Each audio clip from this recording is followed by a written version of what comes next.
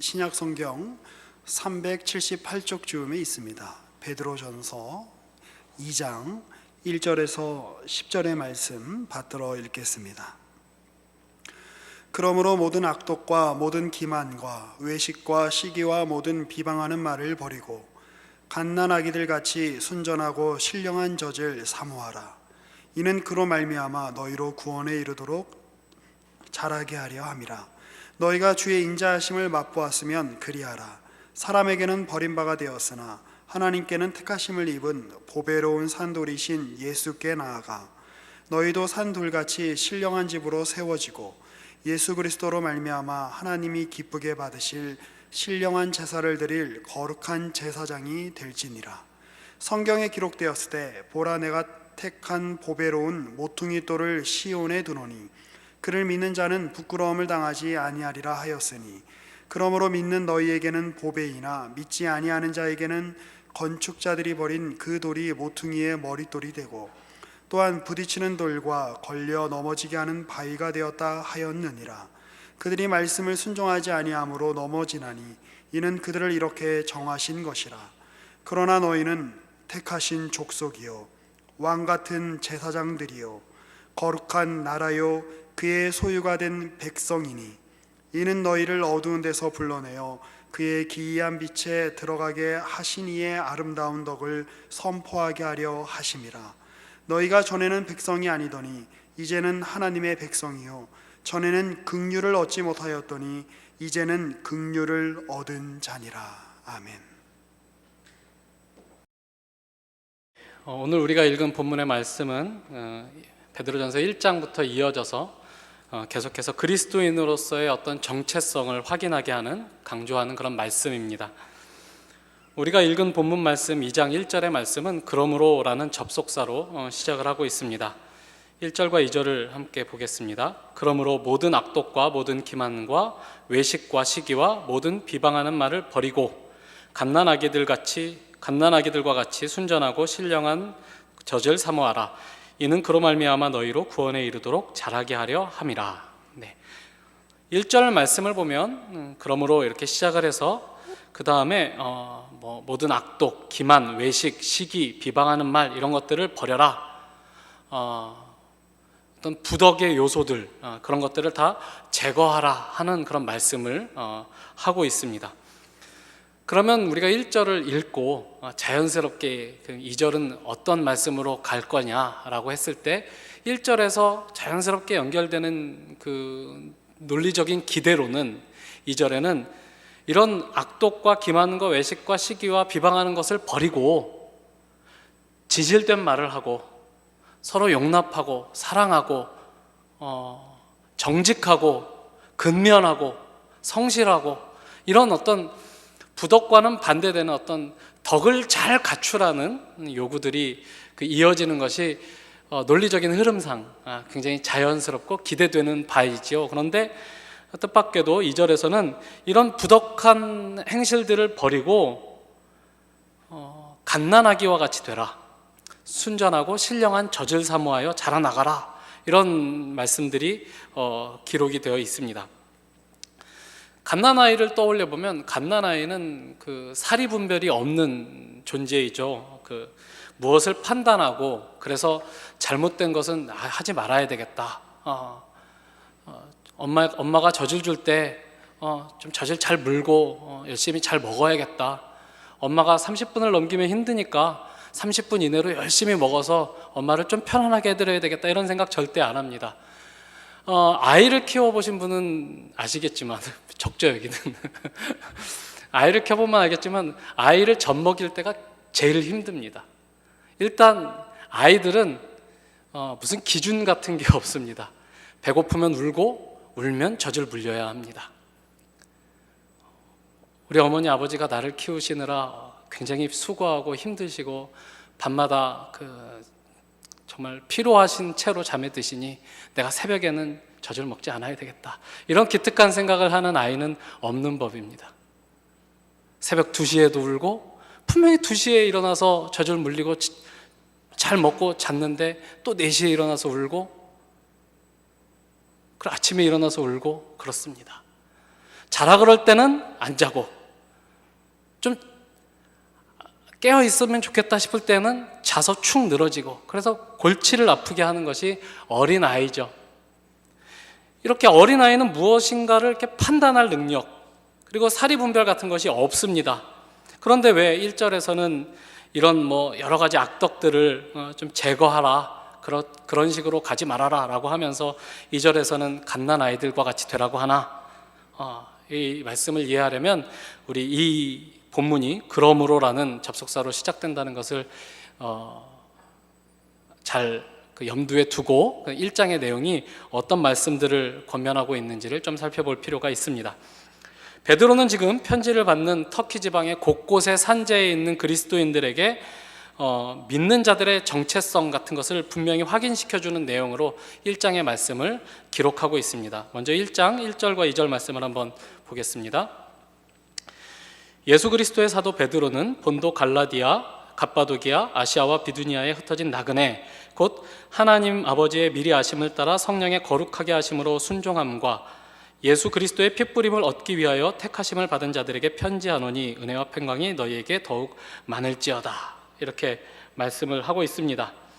사도 베드로는 믿어서 이방인 중에서 하나님의 백성으로 부름받은 이 신자들, 대부분 이방인 신자였을 것으로 생각이 되는데요, 이들을 나그네라고 부릅니다. 이 세상에 속하지 않은 사람이죠. 그런데 그들은 어떻게 이 세상 속에 살면서 이 세상에 속하지 않은 정체성을 갖게 되었느냐라고 했을 때 2절에서 보시면 하나님 아버지의 미리 아심을 따라 성령이 거룩하게 하심으로 순종함과 예수 그리스도의 핏부림을 얻기 위하여 택하심을 받았다. 이렇게 기록해서 그들이 이 세상에 존재하지만 이 세상에 속한 자가 아닌 나그네, 그러니까 전혀 다른 정체성을 가지고 살아갈 수 있도록 부르심을 받은 것은 하나님의 삼위 하나님의 성부와 성자와 성령, 이 삼위 하나님의 일하심의 결과로 그렇게 된 것이다 라고 분명히 밝히고 있습니다. 하나님의 택하심을 받았기 때문에 너희들이 이 세상에서 나그네로 살고 있다, 이렇게 말하는 것이죠. 계속해서 3절 이하의 말씀들을 보면 베드로를 비롯해서 이 편지를 읽는 모든 신자들, 그러니까 베드로 자신과 이 편지를 받는 이방인 신자들 모두를 포함하여 믿는 사람들은 하나님의 성실하고 긍휼이 많으신 그 어떤 일하심의 결과로 믿음이라는 선물을 받았다라고 강조되어 있는 것들을 우리가 보게 됩니다. 이 3절 이하의 말씀들을 잘 보시면 3절에서 6절 정도까지, 5절까지 보시면 우리라는 단어는 주로 목적어로 되어 있고 하나님이 주어가 되셔서 여러 가지 말씀들을 우리에게 주고 있습니다. 우리 주 예수 3절부터 한번 보죠. 우리 주 예수 그리스도의 아버지 하나님을 찬송하리로다. 그의 많으신 긍휼대로 예수 그리스도를 죽은 자 가운데서 부활하게 하심으로 말미암아. 이것이 근거가 되는 것입니다. 하나님이 긍휼을 가지시고 예수 그리스도를 죽은 자 가운데서 부활하게 하셨습니다. 그로 말미암아 우리를 거듭나게 하시고 산소망이 있게 하시고 썩지 않고 더럽지 않고 새하지 아니하는 유업을 있게 하시고 우리를 위하여 하늘에 그것을 간직하시고 우리가 구원을 얻기 위하여 믿음으로 말미암아 하나님의 능력으로 보호하심을 입습니다.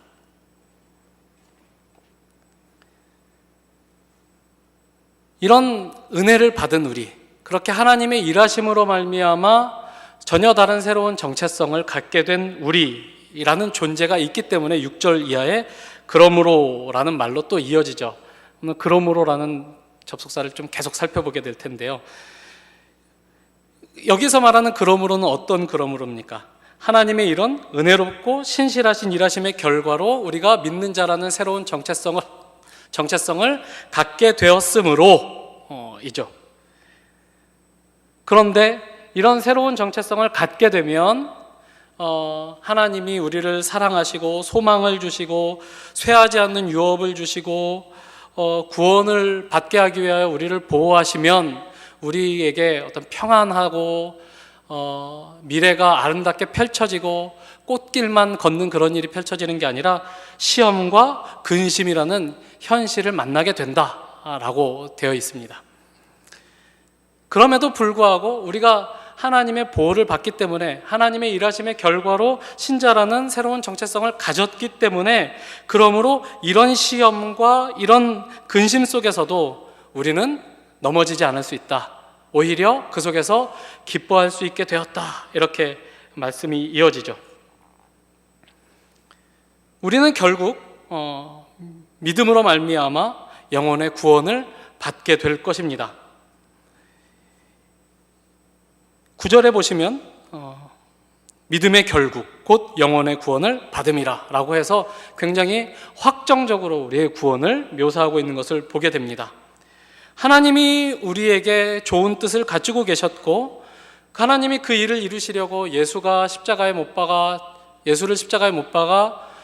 죽게 하셨지만 또 그에게 부활을 주셨고, 그가 부활하심으로 말미암아 우리에게 산 소망이 있게 하셨고, 그리고 또 그로 인해서 우리가 하늘의 썩지 않을 유업을 잊게 하시고, 그 유업을 잊게 되는 그 날이 올 때까지 우리를 하나님의 능력으로 보호하시기 때문에 우리의 구원은 확정된 것이다. 이렇게 이야기가 이어지고 있는 것이죠. 이 구원이 얼마나 대단한 것인가 하는 내용들이 10절에서 12절까지의 말씀에 적혀 있습니다.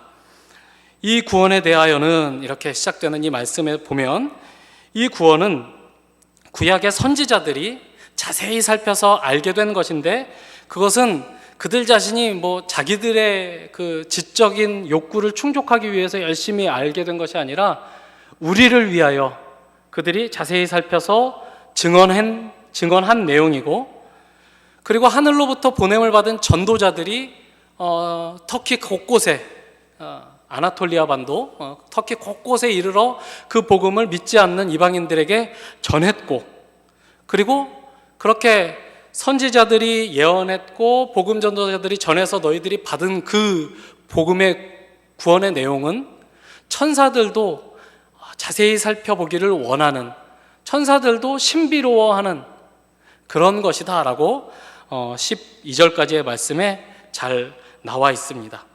그리고 나면 13절에 다시 그러므로 이렇게 시작을 하죠. 여기서는 어떤 그러므로일까요? 너희가 이 놀라운 구원, 너희가 존재하기도 전에 선지자들을 통하여 예언이 되었고, 그리고 너희가 원하지 않았지만 하나님이 사람들, 복음 전도자들을 곳곳에 보내어 너희에게 듣게 하셨고, 그리고 복음으로 불러내셨고, 그리고 천사들조차도 이 일이 얼마나 놀라운 일인지, 이 일이 얼마나 풍성한 일인지를 자세히 살펴보기를 원할 만큼 그렇게 놀라운 이 구원을 너희들이 받았으므로 그 이하의 말씀들이 이어지고 있는 거죠.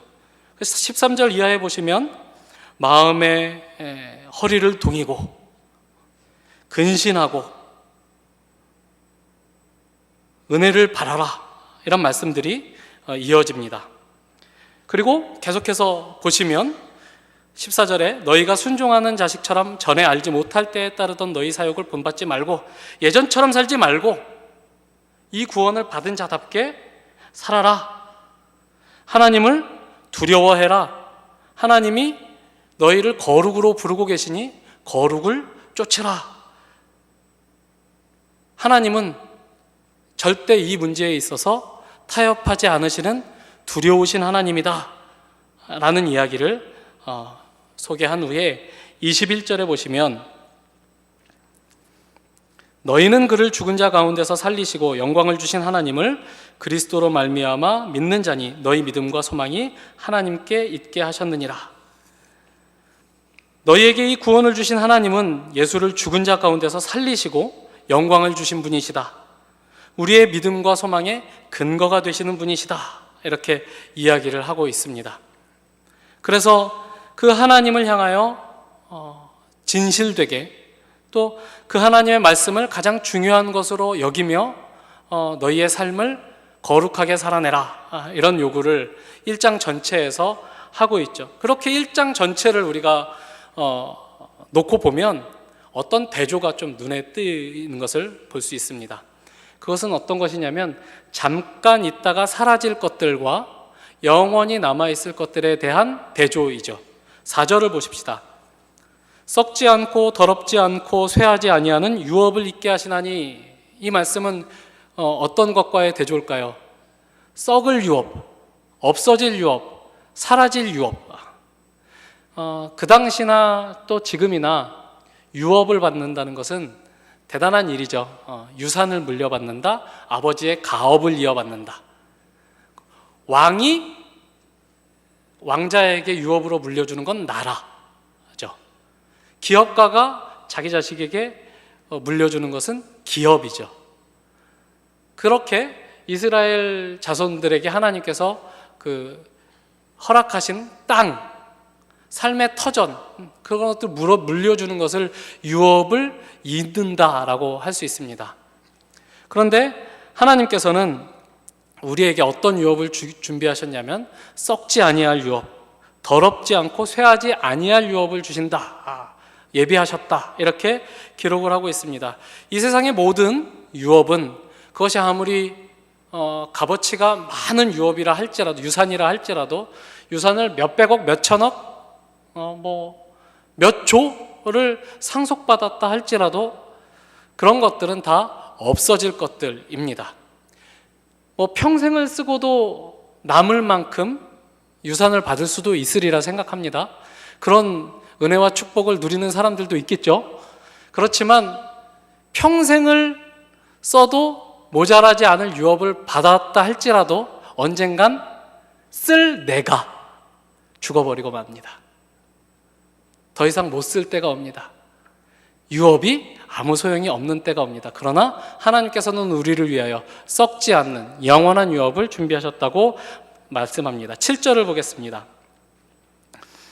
너희 믿음의 확실함은 불로 연단하여도 없어질 금보다 더 귀하여 예수 그리스도께서 나타나실 때에 칭찬과 영광과 존귀를 얻게 할 것이니라. 네, 금은 소중한 것입니다. 금은 값어치 있는 것이죠. 금은 어떻게 얻습니까? 불로 연단해서 재련해가지고 가장 순수한 상태의 금을 얻게 됩니다. 그 불순물이 99.999% 있으면 24K, 노란 황금, 거의 순금에 가까운 그 금을 얻게 되죠. 그렇게 불로 연단해서 99.99%의 24K 순금을 얻는다 할지라도 그 금은 언젠가 사라질 것들입니다. 금이 사라지던가 내가 사라지던가.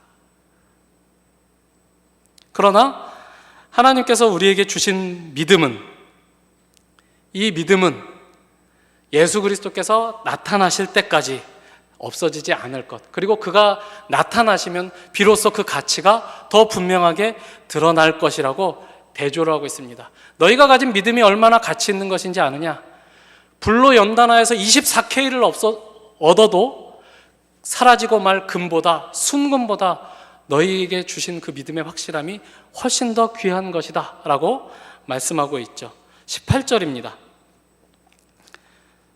너희가 알거니와 너희 조상이 물려준 헛된 행실에서 대속함을 받은 것은 은이나 금같이 없어질 것으로 된 것이 아니요, 없어질 것, 이런 내용들이 굉장히 많죠. 썩을 것, 썩지 아니할 유업, 이런 비교들이 굉장히 많이 나오는 것을 보게 됩니다. 은과 금같이 없어질 것이 아니라, 은과 금이라는 것이 가치가 있지만 그것보다 더 가치 있는 보배로운 예수 그리스도의 피, 우리의 모든 죄값을 대신 갚아주시는, 대속하시는 그 대속의 보배로운 피. 은과 금이 아무리 값어치 있다 할지라도 은과 금으로 하나님과 우리와의 관계를 정상화시킬 수는 없습니다만, 하나님이 보내신 예수 그리스도를 믿는 믿음으로 말미암아 그의 핏부림을 받는 자는 누구나 하나님과 정상화되는 관계를 누리게 됩니다. 의로워지게 되는 거죠. 이것이 또 대조가 있고 23절입니다. 너희가 거듭난 것은 썩어질 씨로 된 것이 아니요 썩지 아니할 씨로 된 것이니 라고 대조를 하고 있고, 또 24절 보시면 모든 육체는 풀과 같고 그 모든 영광은 풀의 꽃과 같으니 풀은 마르고 꽃은 떨어지되 오직 주의 말씀은 세세토록 있도다. 이렇게 해서 이 세상이 만들어내는 것과 영원하신 하나님으로부터 말미암는 것의 어떤 대조가 1장 전체에서 계속 반복되고 있는 것을 우리가 보게 됩니다. 세상이 만들어내는 것은 결국 없어지는 것이고 그 가치가 유한한 것이고, 우리가 세상에서 만들어내는 것을 아무리 많이 가지고 있다고 할지라도 그것이 우리를 하나님과의 관계에서 도움이 되게 할 수는 없다 하는 것이죠. 그러나 하나님이 하시는 일, 하나님이 우리에게 주시고자 하시는 것은 영원하신 것이라는 거죠. 그리고 하나님의 뜻은 영원토록 변치 않을 것이다 라고 말씀합니다.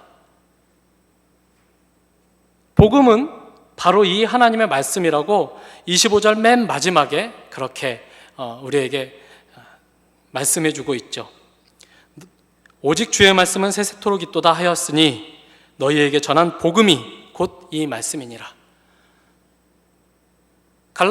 갈라디아, 또 비두니아, 소아시아, 본도, 갑바도기아, 이런 아나톨리아 반도 전체에 흩어진 그리스도인들에게 전해진 복음은 바로 영원하신 하나님의 말씀에 관한 것이다 라고 사도 베드로가 1장 전체를 정리하면서 그렇게 정리를 하고 있습니다.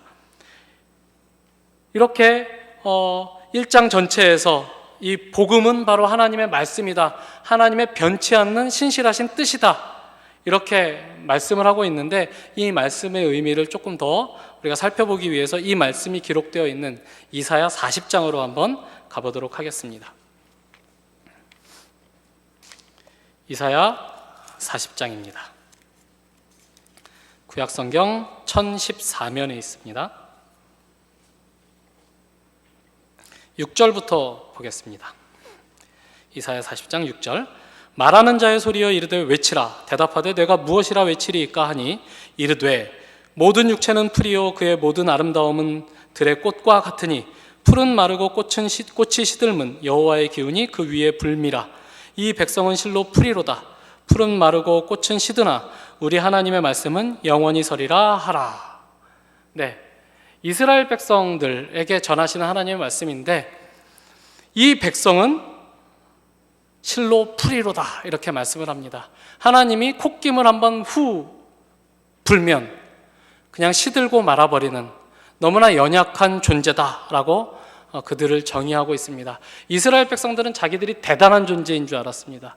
우리는 하나님이 택하신 백성이고 하나님의 선택을 받은 민족이고, 그래서 하나님의 영광이 우리에게 달려있고, 그러니까 하나님이 우리를 함부로 하시지 못할 것이다, 하나님이 우리를 결코 멸하시지 않을 것이다 라고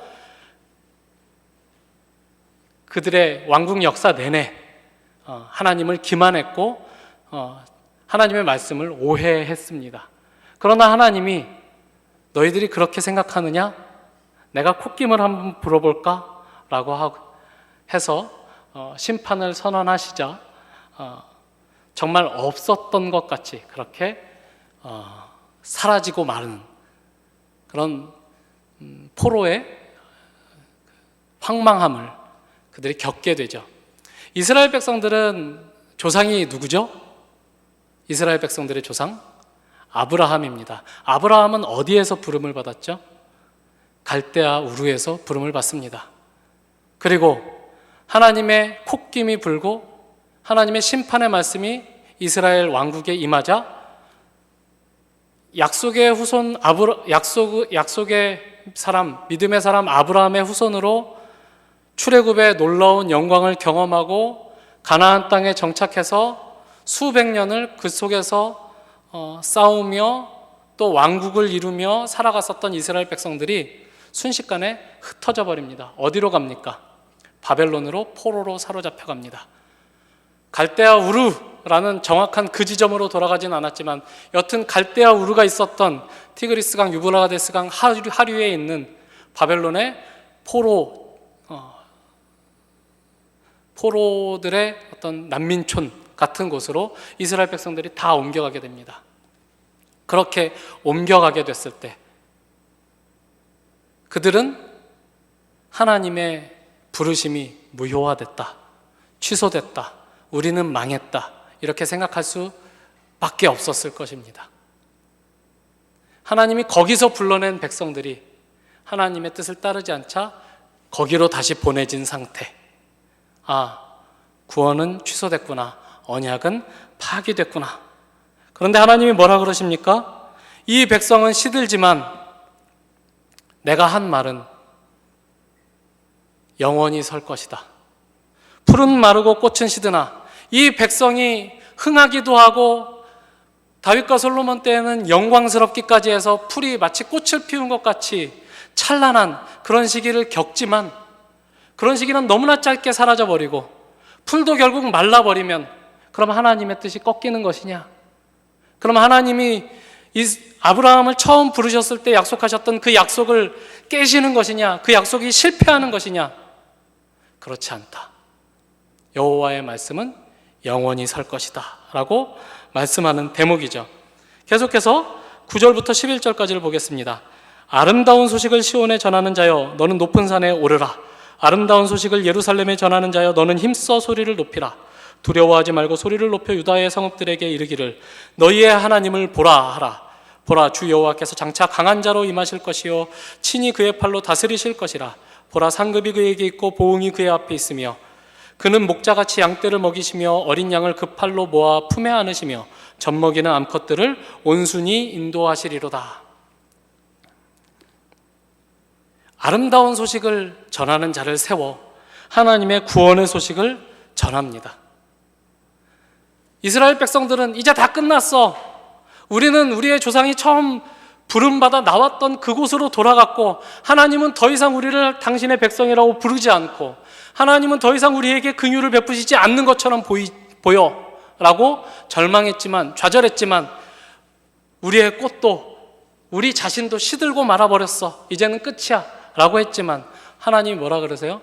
다시 아름다운 소식을 전하는 자를 세워 이르기를 예루살렘에 소리를 높여 이르기를 너희의 하나님을 보라. 너희 자신을 보지 말고 너희의 하나님을 보라. 그는 약속을 포기하지 않으시는 분이다. 그는 당신의 뜻을 꺾지 않으시는 분이다. 그래서 결국은 당신의 백성을 품으실 것이다. 인도하실 것이다. 이런 말씀을 주고 있는 것이죠.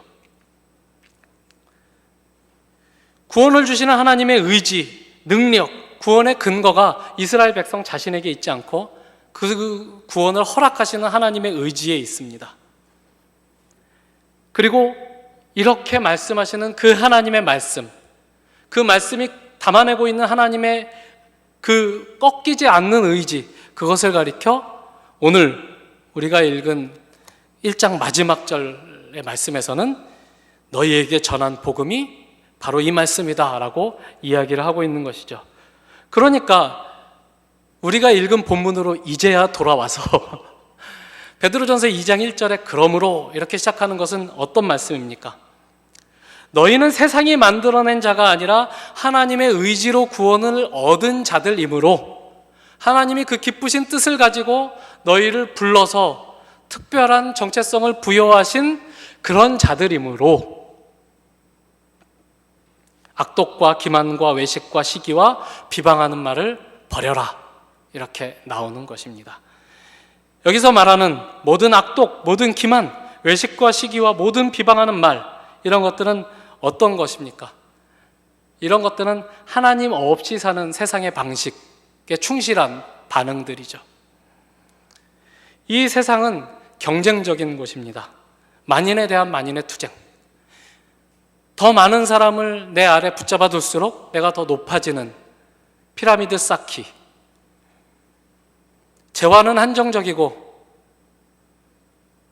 내가 가질 수 있는 몫도 다른 사람이 가질 수 있는 몫에 비해서 무한정 같이 늘어나는 것이 아니라 내가 더 많이 갖기 위해서는 남의 것을 뺏어야 되는 그런 세상이기 때문에 더 치열하게, 더 독하게 살으라고 이 세상은 우리에게 요구하고 있고 하나님은 우리에게 너희는 그것으로 사는 존재가 아니라 하나님의 말씀으로 부름받은 존재고 그 말씀으로 사는 존재고 하나님께서 주시는 것을 누리는 존재다 하는 차원에서 그 세상의 방식을 따르지 말아라 라는 요구가 먼저 나오는 것입니다. 세상은 더 독해야 되고 더 잘 속여야 되고 안 괜찮아도 괜찮은 척 포커페이스를 유지해야 되고 그래서 더 많은 사람들을 기만하고 내가 갖는 부를 늘리고 나의 영향력을 극대화시켜서 꼭대기에 서야 비로소 안전해지는 그런 세상이지만 하나님은 우리를 그 세상으로 부르신 것이 아니라 그 세상은 하나님이 콧김 한번 불면 사라질 풀과 같은 없어지고 말 그런 세상으로 우리를 부르신 것이 아니라 하나님이 주가 되시고 하나님이 근거가 되셔서 우리를 부르시는 하나님의 나라로 우리를 초대하고 계시기 때문에 그런 차원에서 너희는 갓난아기가 되라 하고 요구를 하고 계시는 것입니다. 갓난아이는 어떤 존재입니까?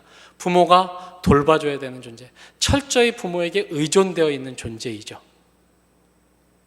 하나님의 백성들은 하나님을 의지하는 존재입니다.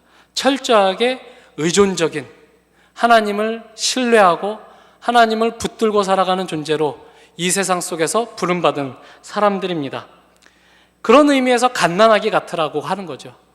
성장하지 말라는 뜻도 아니고 분별하지 않아도 된다는 뜻이 아니라 너희는 하나님이 살게 하시고 그가 보호하시고 그가 결국 완성하실 하나님의 백성이다 라는 사실을 끊임없이 되새겨라. 하나님이 너희의 유일한 공급자가 되신다는 사실을 너희의 전 존재로 증거하기 위하여 갓난아이와 같은 존재로 살아가라. 이런 요구가 나오는 것입니다. 그런 의미에서 가장 갓난아이 같은 존재가 가장 장성한 존재인 것이 하나님 나라의 역설입니다. 여러분이 아는 하나님 나라 백성다운 가장 위대한 모범은 누구입니까? 청년 산부는 강선 목사님이요. 이래야 목회자와 양과의 관계가 바르게 되는 것인데 우리 청년 일부는 제가 기대를 하지 않습니다. 가장 위대한 모범, 가장 그런 의미에서 하나님을 의지하고 살았던 유일한 인간은 예수 그리스도십니다. 우리가 알기에 가장 장성했었던 사람, 가장 분별이 완벽하게 있었던 분, 예수 그리스도는 역설적으로 가장 하나님을 많이 의지하고 사신, 이 세상을 하나님을 의지하고 하나님만 바라고 사신 그런 분이셨습니다. 그런 의미에서 오늘 우리가 읽은 본문에서는 예수 그리스도를 사람에게는 버림바가 되었으나 하나님께는 택하심을 입은 보배로운 산돌이라고 말씀하고 있습니다. 가장 장성하고 지혜롭고 자유로운 존재이셨지만 하나님의 뜻대로만 살고 하나님이 주신 말씀으로만 말하고 그리고 하나님의 뜻이 거기 있었기 때문에 기꺼이 십자가의 길을 가신 분, 예수 그리스도. 그래서 사람들이 가지고 있었던 기대와 맞지 않아서 사람들에게 버림받은 분, 그러나 하나님이 택하신 분, 하나님을 사랑하사 하나님이 가장 기뻐하시는 신령한 제사를 가장 먼저 드린 분, 예수 그리스도죠. 그래서 5절에서는 우리를 이렇게 권면하고 있습니다.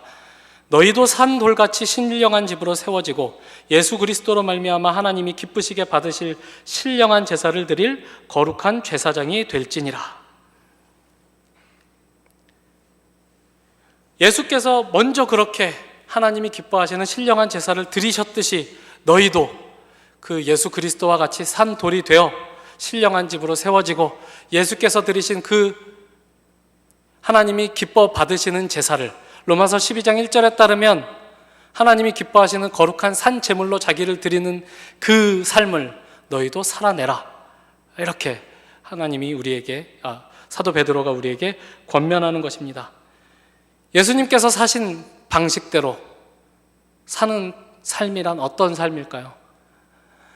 사탄이 예수님을 시험에 썼을 때 예수님께서 대답하신 삶의 방식이죠. 사탄은 예수님에게 네가 가진 경제력으로 또 많은 사람들 앞에서 인정받는 것으로, 인정하든 인정하지 않든 많은 사람들을 네 앞에 굴복시킬 권력으로 너 그렇게 한번 일해봐라, 너 그렇게 한번 살아봐라 라고 요구하는 요구에 대해서 나는 경제력으로 사람들의 인정을 쫓아 권력으로 살지 않고 하나님의 말씀대로만 살 거야. 그러니 내게서 물러가 라고 답하셨던 그 예수님의 답을 쫓아 우리가 사는 삶을 살아야 할 것입니다. 하나님의 말씀을 가장 귀한 가치로 알고 고백하고 그것이야말로 나를 진정으로 살게 하는 것이라는 사실을 온몸으로 삶으로 고백하는 삶,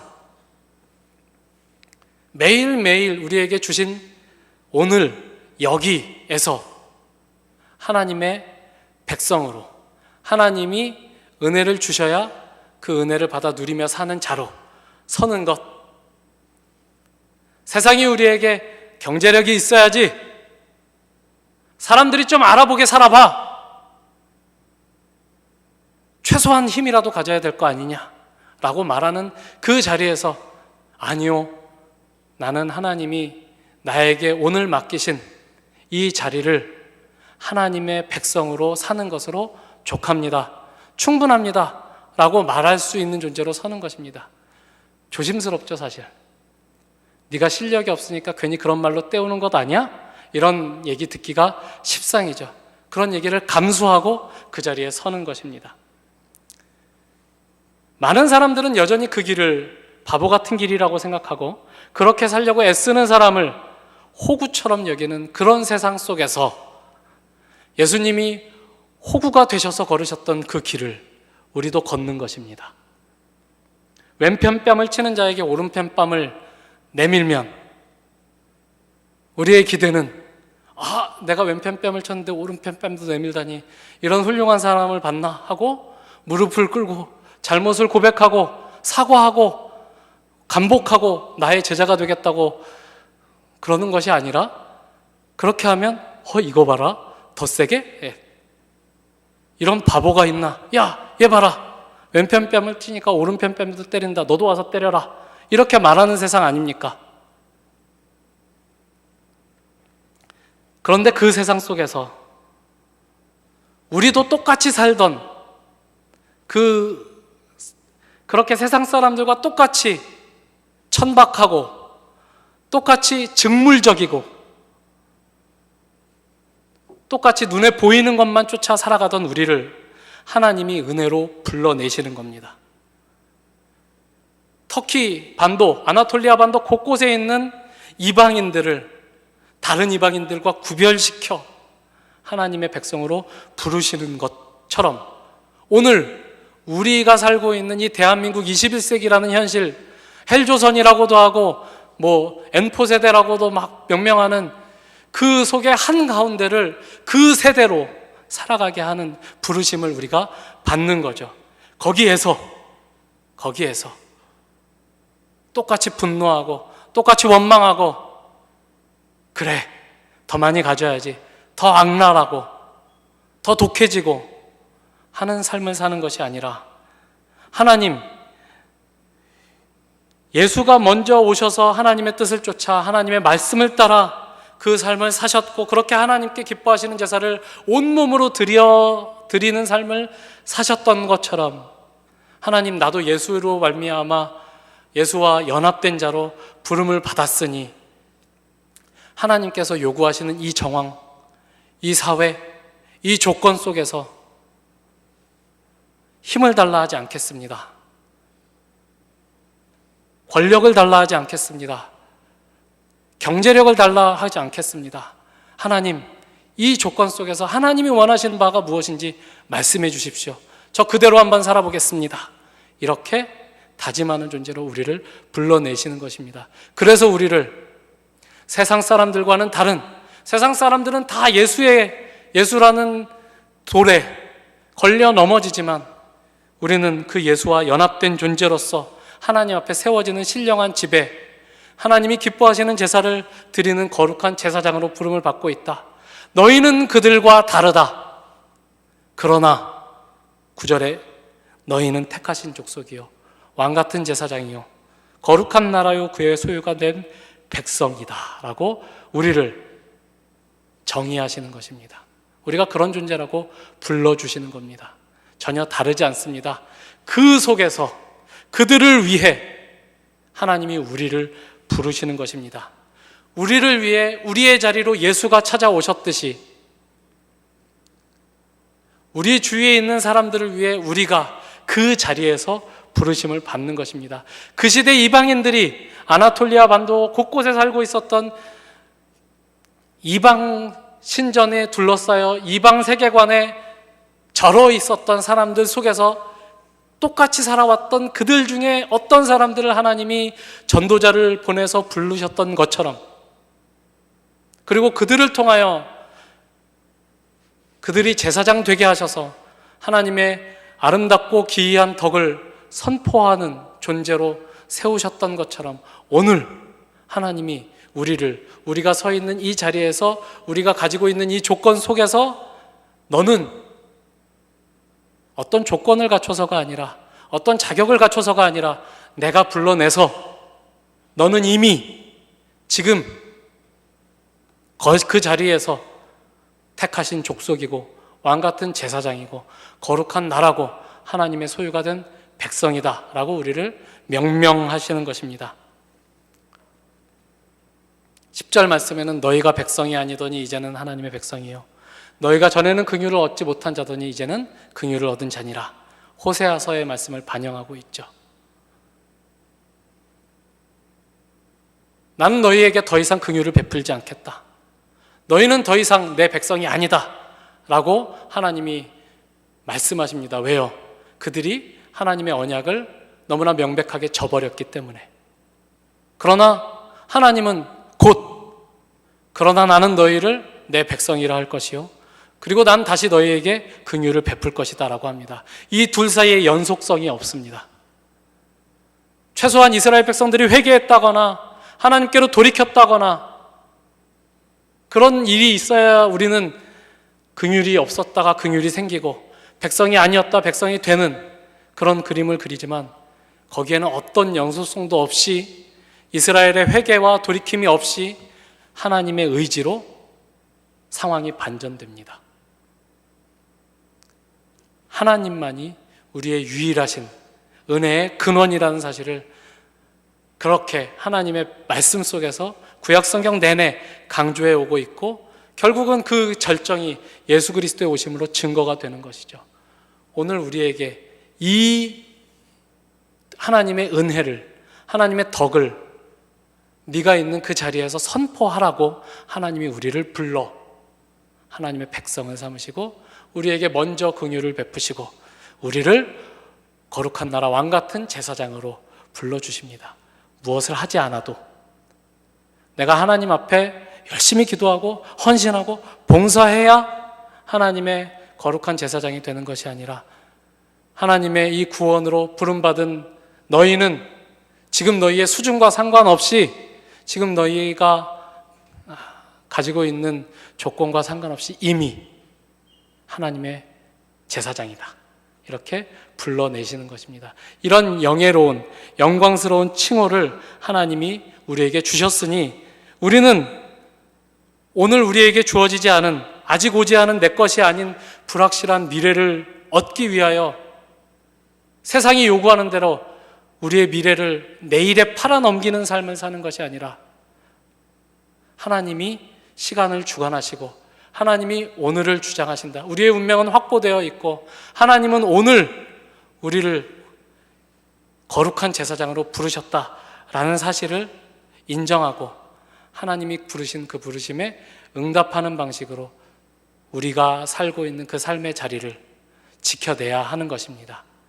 하나님은 여러분이 서 있는 그 자리에서 이미 하나님 나라의 거룩한 제사장으로, 백성으로, 영광스러운 왕으로 부르셨습니다. 그것을 믿고 우리의 모든 삶의 자리를 긍정하는 오늘의 말씀 되시기를 바랍니다. 기도하겠습니다. 하나님 아버지 감사합니다. 하나님은 우리의 이해보다 훨씬 크신 하나님이십니다. 하나님은 기이하신 분이십니다. 그러나 하나님은 그 기이하심으로 우리에게 은혜를 베푸시며 복을 결과하시는 하나님이시라는 사실을 우리가 말씀으로 우리에게 베푸신 하나님의 은혜로 확인합니다. 그것을 증언할 수 있게 하여 주시옵소서. 다른 것을 구하는 것이 아니라 하나님이 이미 우리에게 주신 그 은혜를 우리가 서 있는 자리에서 누리며 증언하는 복된 자로 우리가 설 수 있도록 하나님 우리의 오늘을 일깨워 주시옵소서. 예수님 이름으로 기도합니다. 아멘.